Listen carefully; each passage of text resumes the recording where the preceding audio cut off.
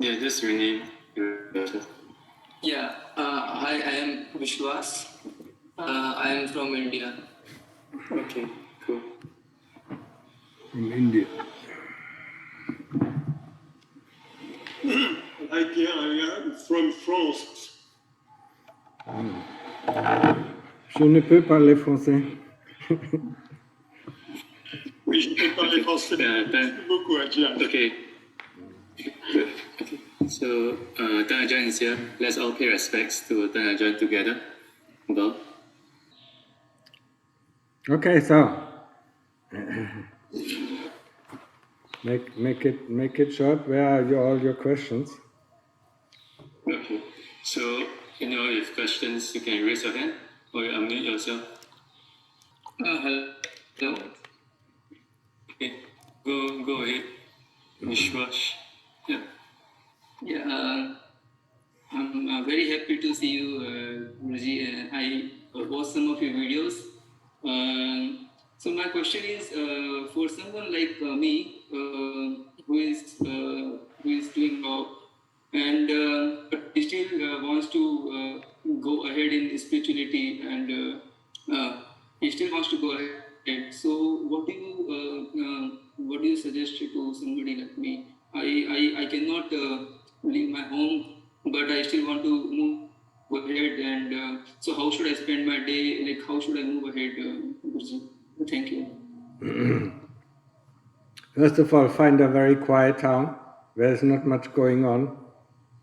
You understand? Find a quiet town. Zani, do you understand what I'm saying? Yes, I can hear you. So, can you hear me? Yes. Yeah. Find a quiet town where there's not much going on. Yeah. If you live in a big city, I mean, it is very difficult. Yeah. It's not impossible, but very difficult. Yeah. And then, yeah, I mean, start the day with meditation. Yeah. Before you do anything else, practice. Yeah. And then you go to work and do your things. When you come back from work, yeah, do also meditation 1 hour. Yeah. And after that, do a little bit of reflection. Yeah? And in the evening, do another half an hour of meditation before you go to sleep. Yeah. This should give you quite a bit of a start. Yeah. Okay. Good. Thank you. Okay. Thank you. Anyone? Next.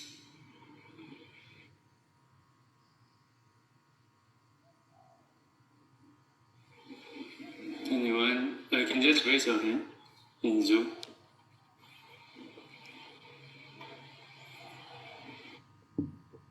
Because if there's no questions from here, we can read the questions that were submitted online.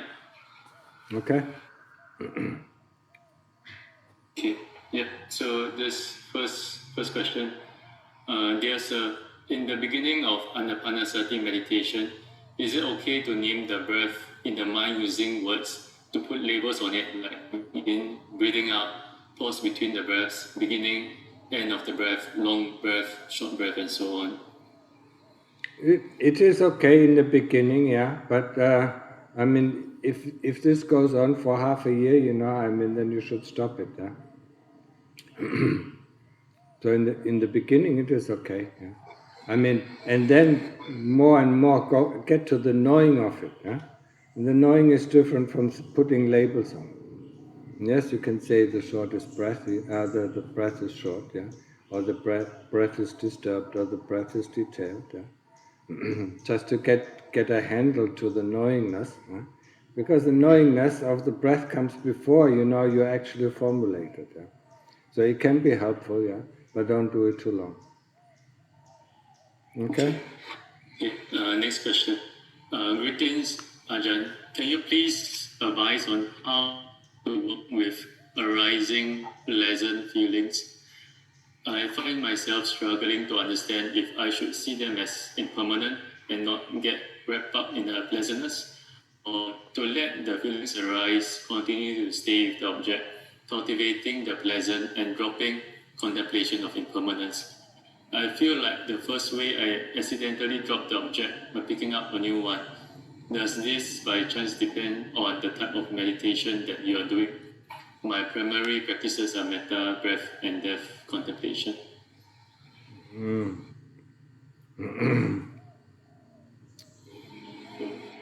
The answer to this is not easy, and it is not one line. I mean, if you have a pleasant feeling, if you do anapanasati and a pleasant feeling arises, don't go to the pleasant feeling. Just go with your anapanasati. Go with the breath. Yeah, stay with the breath, and then what you will see is that the pleasant feeling actually increases. Yeah? The moment we go to the pleasant feeling, yeah, it might stay for a little while, yeah, but then it disappears, and then we want to have it back, and we can't get it back. About the others, you have to ask me again. I don't remember. Short memory. Yeah. The others are metta and death contemplation. Death is always a good contemplation. Always realize we can die any moment. Yeah. And what is dying? Yeah. It's not the chitta that is dying. It's just the body that is dying. Yeah? And then after death, comes a new birth. Yeah. We realize that. Yeah. Metta. Yeah. I mean, if you're a serious practitioner, I wouldn't suggest it. Yeah, if you just live in the world, that is okay. Yeah, but don't spread out the metta. Yeah? A lot of people, produce a false kind of metta, what they think is metta. Metta is there in our heart. Yeah? We always know it.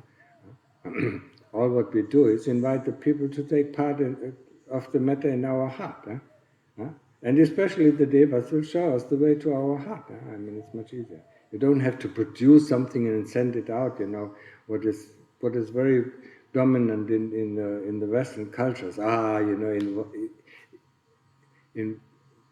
Evolve everybody. Envelop everybody. In this kind of metta. This is just imagination. It has nothing to do with real metta. Metta is in the heart. And let the other people take part, of the metta in your heart, and then actually they will show you where it is. And it is quite different from the one thing that we imagine. Okay? Yeah. So I think she's just trying to clarify, like when there's pleasant feelings, should we contemplate it as impermanent, or should we let it stay and not contemplate the impermanence of the pleasant feeling? I thought I said, to concentrate on the pleasant feelings, to concentrate on your anapanasati. But if you want to go on the pleasant feeling, yes, then of course impermanent. Yeah? And things arise and things cease. Yeah? Okay. Next question. I ask this with respect, kindness, and curiosity. Can Ajahn please give his interpretation regarding the precept of not sleeping in tall or luxurious beds? Why do we have this precept? Does it hold any relevance today? Many thanks for your teachings. I mean, this is something for the monks, or for the lay people who stay in monasteries. Yeah? I mean, if you sleep in a luxury bed, yeah, I mean, think about, or the people here, how long do you sleep? 8 hours, 10 hours, yeah? If you just sleep on the floor, you just sleep 4 or 6 hours, yeah, at most. Yeah? That is the whole reason, yeah. I mean, the more luxurious, the softer your cushion is, or the softer your mattress is, yeah. I mean, the longer you tend to sleep, yeah. And the more we sleep, the more that we ruin the practice of the day that we have done before, yeah. And that's the whole purpose of it. Yeah?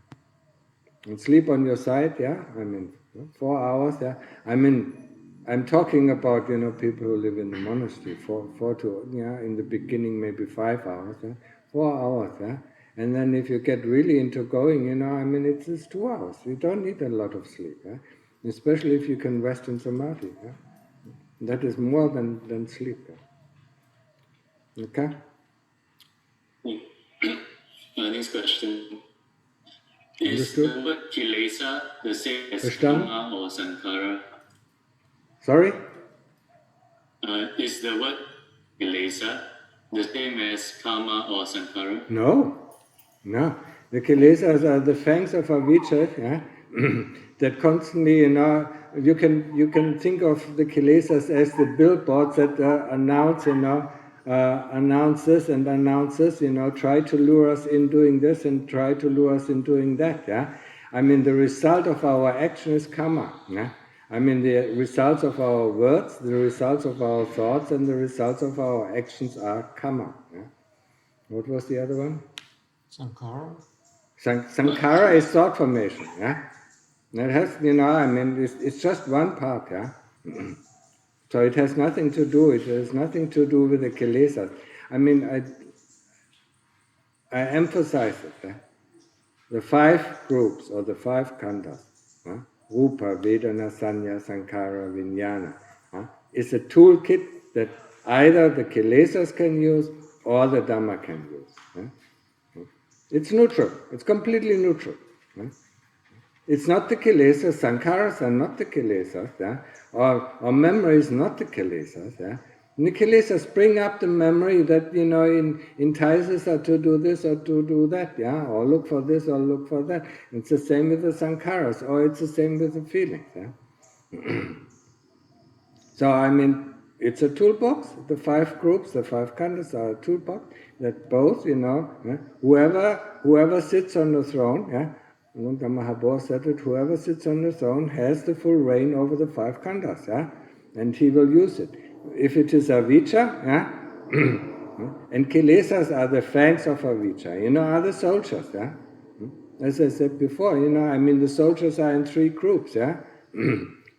The group of greed and hatred, yeah. These, we are most of us, I mean, only face these kind of kilesas, yeah? Of the group of the battle, yeah. What is it, of the army of hate and army of greed, yeah.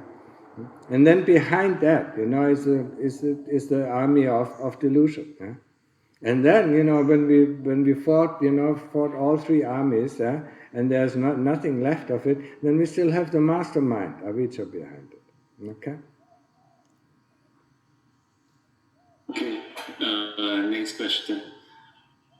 About chitta or knowingness, could it be similar as chitta in the Abhidhamma Pitaka, where it refers to mind moment? If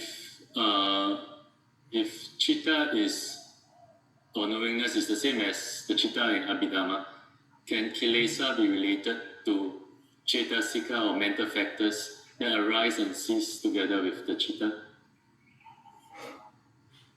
You asked the wrong person. Yeah?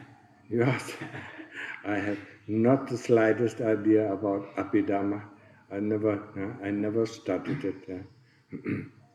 The chitta. Yeah? All what I can say is about the chitta. Yeah?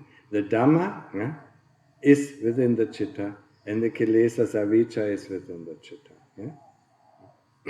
And all the mental factors, are within the chitta. Yeah? Yeah? Only it doesn't hold true for the arahant because there are no more mental factors in the chitta. Yeah? I mean, he has completely liberated his chitta. There's nothing there anymore. The mind moments over whatever, I don't. Yeah, they either come out, through the Dhamma, or they come out through the kilesas or through avijja. Yeah? And that's all what I can say. I mean, Abhidhamma. Abhidhamma was taught to the devas who can recognize, it's so fast, yeah. I mean, how many mind moments are 3,000 mind moments are, in one blink of an eye. Yeah? I mean, it's only the devas, at the highest level who can recognize it. So the Lord Buddha was teaching the Abhidhamma to these people, to these devas, yeah. He wasn't teaching the Abhidhamma to the humans who cannot fathom it, yeah. Just as a reminder. Okay? Okay. Yeah. Next question. But I we have love been it. meditating. Sorry? We love it because it makes our mind, really go around, yeah? It's a merry-go-round, yeah? when we study the Abhidhamma, oh yeah. And it's completely opposite to practicing. Okay, next. Okay. I have been meditating and I can't tell if I'm practicing right, but I'm trying to make it a consistent practice. Any advice on how I can see if I'm doing it correctly or if there is progress? Thank you. I mean, depends on what we think it is progress. Huh? If we do it correctly, yeah, if we wake up in the morning, yeah, and say, okay, our Buddha or our breath, that is the main focus until we go to sleep. Yeah? And as long as we are on the focus, and whenever the mind goes out, we bring it back. Yeah? That of course doesn't hold true, when we go to work and have to think, sit in front of a computer, that is impossible. But all the time when you go, when you go shopping, you can always do that. Yeah? You can always stay with the Buddha or you can stay with the breath. And that is the correct practice. Yeah? And as I said, the most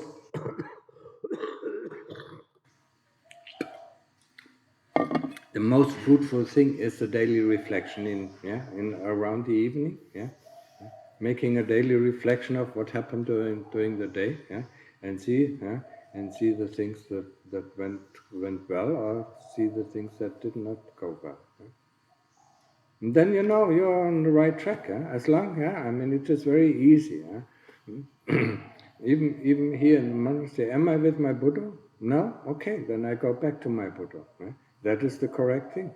Am I with the breath? No? Then I go back to the breath. That is the correct thing. And if I do investigation, am I with my investigation object? That didn't, I mean, before I do investigation, I set up my mind, to investigate this object. And as long as I'm this object, I mean, everything is fine. And the results will come. But don't expect them to come within 2 or 3 weeks. It really depends on how much effort you put into it. I mean, the more effort you put into, I mean, the faster the result will come. It is, it's the same. I mean, if you walk slowly from one city to other, I mean, you will reach, in a certain amount of time. But if you run to the other city, I mean, then of course you're faster there. And so the more practice you do, I mean, if it is 12 and 14 hours a day, I mean, then you get some progress. But even then, it takes time. So don't expect, and don't look back. Where is the result? Where's the result? I don't have any results. I mean, it's fruitless. No, the results are so small, sometimes so small. We don't even realize it. Only when we look back, after 1 year, we see, these things have changed. I didn't get upset so easily, or this didn't happen anymore, and so this didn't happen anymore. Okay? Okay. Next question. What is the Buddhism point of view on psychology? What? The Buddhist point of view on psychology. Psychology? I think so. What is the point of view of psychology on Buddhism? Psychology. I mean, it's such a vast. When you think about Eric Fromm, who was one of the Chicago psychologists, I mean, he was very close to Buddhism. I mean, I think his last book was Zen Buddhism and what was it? And psychology and whatever. So anyway, no, I mean, psychology is a very, very, very small part. I mean, in Buddhism. Buddhism is there to understand yourself. You don't need anybody else to tell you what is going on in you. I mean, when somebody analyzes you, I mean, think about this person, has still his own ideas, has still his own bias, and he will put all these bias into your analysis. So I mean, sometimes it can be helpful, but sometimes it's just the contrary. Buddhism is complete analysis of yourself. I mean, you see what is going on in your heart, yeah? You don't need to ask anybody what is going on in your heart. Or you know it.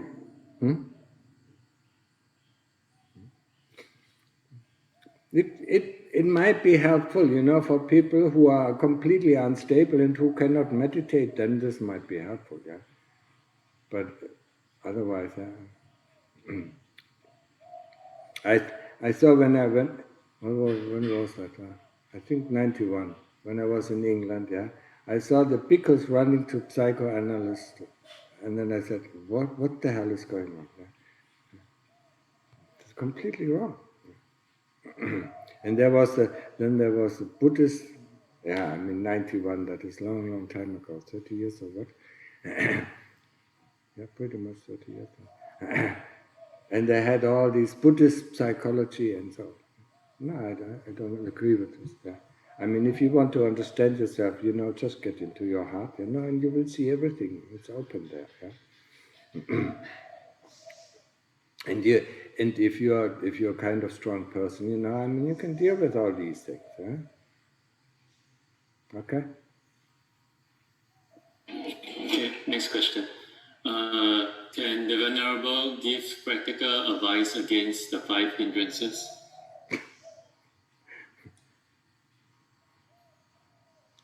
Yes. Don't fall for them. When you see them coming up, yeah, I said, no, yeah. I mean, refuse them, yeah. When you see sloth and torpor coming up, you refuse it. You said, okay, let's do some work, yeah. Let's do walking meditation, yeah. When you see tiredness coming up, yeah, then you go against it. You have to go against the grain, yeah. That's all what I can say, yeah. I mean, the only thing that you can do is about the 5 hindrances, yeah. I mean, the more you go for the 5 hindrances, the sooner or later you will end up in hell, yeah. Because they don't lead you to good things, yeah. Overcoming the 5 hindrances will lead you to good things, yeah. In Thai it is Kayanman Plin, yeah, to be, yeah, to, what is that in English? He doesn't know. I definitely You know, Kayanman Plin. To be vigorous, yeah, to be enthusiastic, with your practice, yeah, and not to give up, just because of some problems that you face. Okay, that's all what I can say about it. Dear Ajahn, can you please advise how can we be mindful while eating our meals? I tend to be lost in the sense of taste and enjoying food, and it's hard to be mindful. Should I be mindful about the eating process, such as chewing, swallowing, etc., or should I be just aware of the sense impressions that arises? Many thanks. Be aware of the sense impression. Being aware of when you swallow the food, yeah. This is the most difficult thing. Yeah? Be aware of the taste, and especially, I mean, before you grab the first bite, yeah. Know that you grab the first bite, yeah, and be aware of the plan, yeah, that you already laid out what kind to eat and how much to eat, yeah, because it's already, you see the food and the plan is already there, yeah. Be aware of this, yeah, and then counteract this plan. That's pretty much. It is the most difficult thing, yeah. So I mean, don't get disheartened by it. Huh? I mean, and do after you eat food, after you have eaten food, try to do a short reflection. What happened? Yeah, and especially go for the taste. Yeah, go for the 7 tastes. Yeah, salty, salty, bitter, and what sweet and whatever. Yeah, and see it in any kind of food. There is this. Yeah? There is the same sorts of taste. Yeah? Sometimes it's mixed more, sometimes it's sweeter, and sometimes it's more bitter, and sometimes it's more oily, and so on and so on. Yeah. Be more aware of this, yeah. Okay?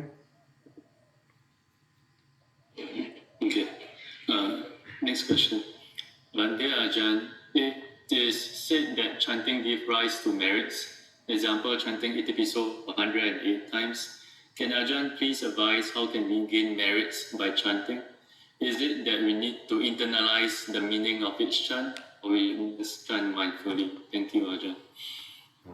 You asked the wrong person.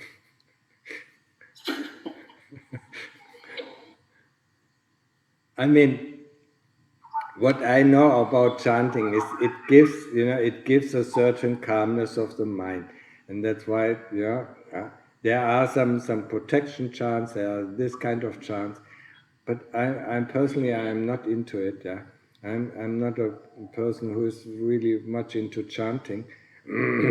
So I mean, you asked the wrong person. But what I know from chanting is that it calms the mind if you do the evening chant or the morning chant, and after that you sit down and practice. It's much better. It's much easier to do.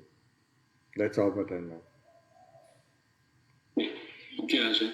So I think we can go to the people who raised hands. Sajal Ka, you want to go ahead? Are you around? Yeah. Yes, I am. I hope you can hear me. Thank you, Ajahn. That before I ask my question, I would like to say that I myself have been sleeping on the floor in a sleeping bag for the better part of the last 2 years, and have not gone back to a full-blown bed. And as Ajahn said, it actually has helped me immensely.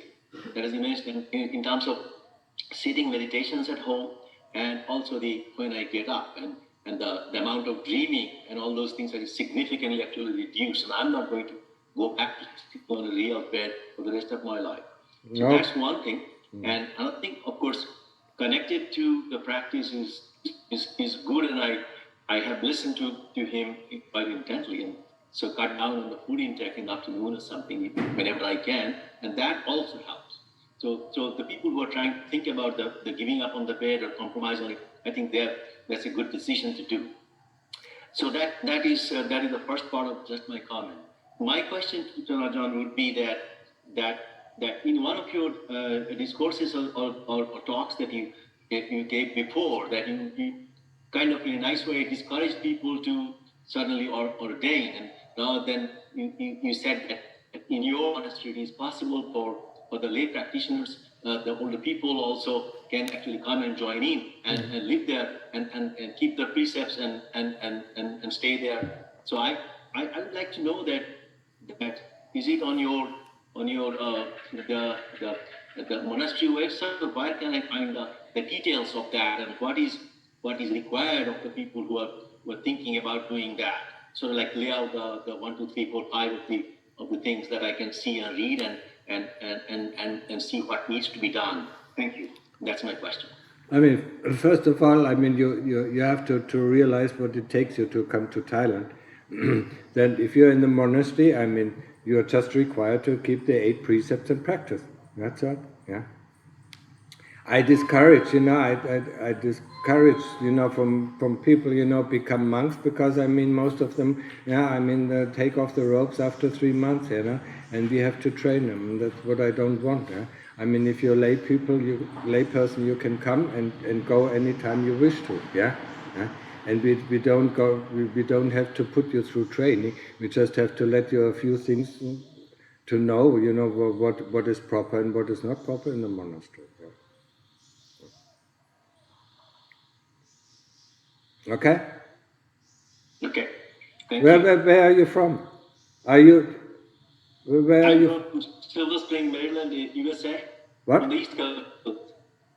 From Maryland, USA. Oh, US, Maryland. Oh, United States. Mm. Yeah. Yeah. Okay. Okay, Joan, you want to go ahead? Okay. Hello, Bhante. I've been thinking it's very important for me to start doing more body contemplation and spending more time during the day in that. I just started. So the other day I did walking meditation for an hour, and I was reciting the first 5 you know, head of the hair, the body. And I was just reciting it, but I felt like, well, I should be visualizing also. I know the monks, they chant the 32 parts, but are they visualizing at the same time the parts? So I want to know where to start. I figure a few hours a day I can work on that. Should I stay with the 5 parts? Should I be visualizing and seeing them as repulsive? Can you give me some advice on where to go with my body contemplation? I mean, we do remember the 32 parts of the body, yeah? And then, for investigation, yeah, we take one of the parts, just one, and then we visualize it, yeah? Yeah? And please, you don't have to make it repulsive, yeah? It is repulsive. just look, yeah? Sometimes I don't feel it. Now just look at the food, you know, that goes into your mouth, yeah, and then the old food that comes out of your body, yeah, that is not repulsive. Oh, that part is. Yeah, see, and if you open your stomach, you know, I mean, after you ate a nice meal, yeah, and then you start to open your stomach, you know, and all this. This smell, you know, and disgusting smell and disgusting, you know, so you find it repulsive, yeah? And that is one thing that we have to remember. We will find it repulsive. I mean, you just do a little, there are so many exercises you can do. You spit in your hand, yeah? The thing that you have 24 hours a day in your mouth, yeah? And then 5 minutes later you want to lick it up, yeah? It is repulsive. Yeah? We have it all our day, yeah, in our mouth, you know, and all the things that are in the body, you know, be it the blood or be it, you know, the the poos or things like that come out of the pores or or whatever. I mean, it is repulsive to us. That's why we wash ourselves every day, yeah, to get rid of it, yeah. I mean, if you don't wash your hairs, you know, how would it like, yeah? I mean, it's disgusting, yeah, and we don't feel very well, you know, if the body is dirty, yeah. And where does the dirt come from? Not from outside, sometimes from outside, but most of the time from inside. So that's what you want to look at, yeah? I mean, you can take any. Lungta Mahabodh said, yeah? I mean, when we make investigation of the body, yeah, we can go through the 32 parts of the body, yeah, and then take the one that interests us the most, yeah? And with this, we stick, yeah? And then we visualize it, yeah, until it really becomes very clear. Yeah? That takes long time. Yeah? Don't expect it to happen tomorrow.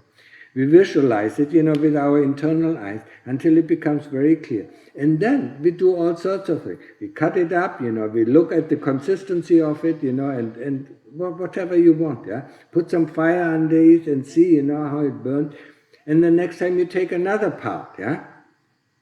It doesn't make sense, you know, to remember all the 32 parts of the body, yeah? We want to understand one part, the essence of one part, yeah? And the next time, the essence of this part, yeah? And then later on, if we have taken a lot of parts, different parts of the body, yeah? And we analyze the essence of it, we see it's all the same. It's the 4 elements. It's made out of the 4 elements, right? Yeah? Okay, understood? Okay. Thank you. So, I think the last question from Carlos. Can you unmute yourself?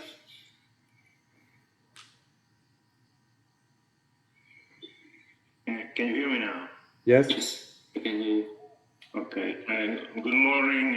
Good evening to you, Tarajan. Whatever. And I'm here from USA, so it's 3:30. Tarajan, I've been undertaking celibacy for a few years now, with somewhat successfully, especially in this present year. Before I was having the idea that we commonly have on the West, that not expressing yourself or having sexual relationships, that will create like a steam, like a pressure within you, and you have to release it and all of that. I abandoned that idea because I for some reason I was feeling years before I was kind of like feeling that. I'm not sure if it was like a psychosomatic thing, like a reaction or something in my mind or anything.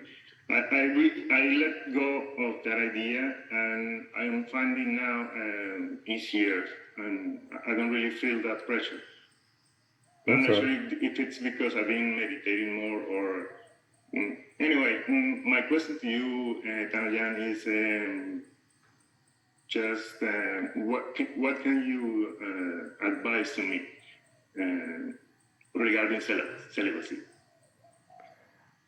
I mean, it keeps you out of a lot of trouble. Oh, yes. That's one thing for sure, yeah? So, I learned myself falling and having the trouble. the thing, yeah? I mean, you said the steam that is building up. Yeah? When you see the steam building up, yeah?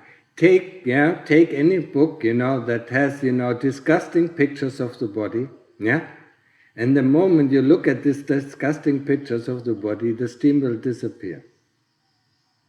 Because our steam, our sexual arousement is always placed on pictures. Yeah? So if you turn these pictures into something that is disgusting, the steam will go instantly. Yeah? Everything will drop. Yeah? Then, of course, through our thoughts and through our imagination, it will come back. And then we do it again, and then again, and then again. Yeah? And over the time, it will become less and less. Yeah? So that's how you can handle the steam. Yeah? But overall, I mean, yes, it is a good thing. Yeah. You don't have to do it, but if you do meditation more and more, and especially if you do reflection, in the evening, I mean, then there is no need for these things. Yeah.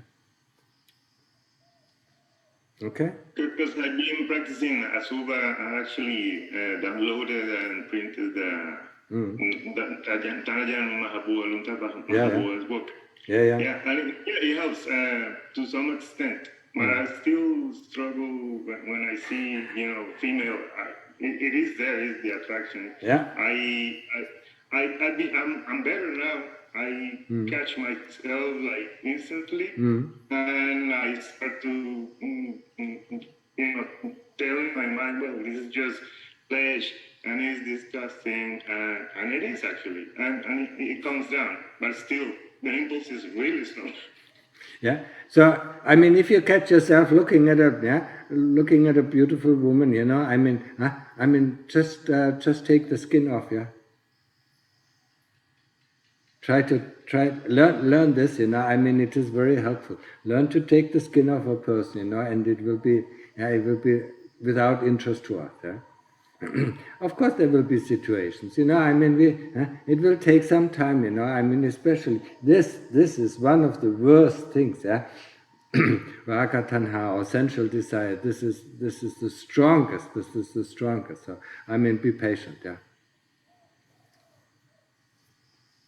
Okay? Yeah. Thank you very much, Tanya. Ajahn, are you okay with one more question? Or? Yeah. Okay. Sajja, you want to unmute yourself? I'm actually I'm actually referring to Carlos's reference to the book that's actually available online, the Lungta Mahabua's book on Ashuvat. But the one that I found out was actually only in Thai script, and I wonder if somebody has translated that book. And also one more thing I noticed from the same book, and again, if you look at the pictures, then you will see a person who, when he is young, and how he's progressively getting old, and young, beautiful woman, how she's becoming an older lady. And so if you look at these things, and at the same time you think about the desire, then it does fall off. And that particular, the PDF file also have folks on the surgeon's table, the skull taken open and everything, and so they are actually, if you would like to say that, the repulsive or disgusting or whatever it is. Okay, so having said that, the counterpoint which comes to my mind like a devil's advocate is that and this is not my original thinking, that what about the surgeons, who do this opening up the bodies, the people who work in the mortuaries who open up the bodies day in and day out as a living, and they do not suddenly become wise and spiritually elevated in the Buddhist way. Isn't that a little bit of a question in my mind? Why doesn't it happen? Why does they keep on living like that and maintain the exterior appealing skin box, or what do you call as the pillow, of this body, and still be attracted to that functioning? First wanted to hear your comment. First of all, these surgeons never operate on their own wife. They couldn't touch this wife anymore if they open up their own wife. So they asked a friend to do the operation on her. The other thing is, what I noticed with doctors, the first time they open up a corpse, they either fall unconscious, or they'll throw up. And after that, with each time, they get used to it and block it away. So what I notice is with doctors, who come here to the meditations, who come here to the monastery and want to practice the supa, it is very difficult for them to practice the supa, because they all put it away. It is behind a big block of wall, steel wall, and to get through to it, takes a long time. They have to, just like policemen who investigate murder, if there's a fouling object, fouling corpse, somewhere, they have to put that away, otherwise they couldn't live, So that's how they deal with it, Yeah, I understand it. Thank you very much, Ajahn. Thank you very much. I never thought it like that. Thank you. Okay, so more questions, or here are some questions from the Mechis, or no? You're all happy, practicing, more or less, sleeping, less and more than less. Okay. Yeah. And then, if there's nothing else, then let's finish it up. Yeah, okay? Sani?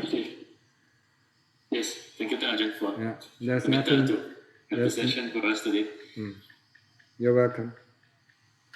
Let's all pay respects to Ajahn together. Well,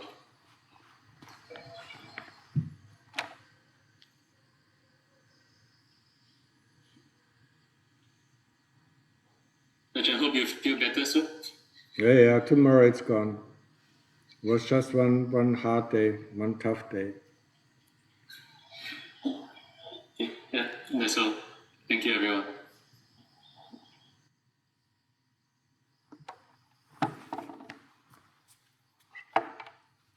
Did you try out with the other camera? I would need to ask Ajahn for... What? Does Ajahn still have the other cases, the other adapters for the camera? Oh. Apparently it comes with different, because I need something to clip it on. I think. Okay, so